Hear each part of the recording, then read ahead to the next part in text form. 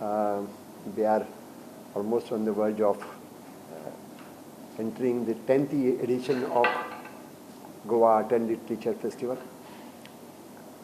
You have been probably witnessing the earlier editions. And this year, the 10th edition.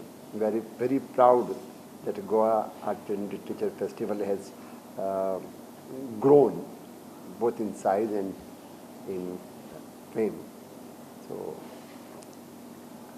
we are almost through with the preparations and waiting for the inaugural session to take place. The major change this year is like the first one, we have come back with the inaugural session at the ICG. Yamvada Gopal's Accidental Empire, which is a book which is already being reviewed to great acclaim in the UK, and she's coming all the way from the UK to here to launch it. So these kinds of events are happening, but as I was saying, it's a opportunity for us to give thanks and to have a kind of homecoming.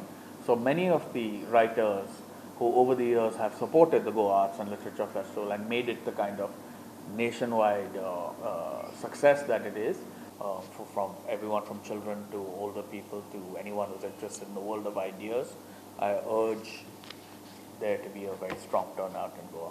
There's also Arjun Subramaniam, who comes to Goa occasionally. He's a retired fighter pilot. He's an authority on India's wars. His first volume on India's wars, which focused on the period 47 to 71, was very well received. He has just completed his second volume on India's wars, 1971 to the present.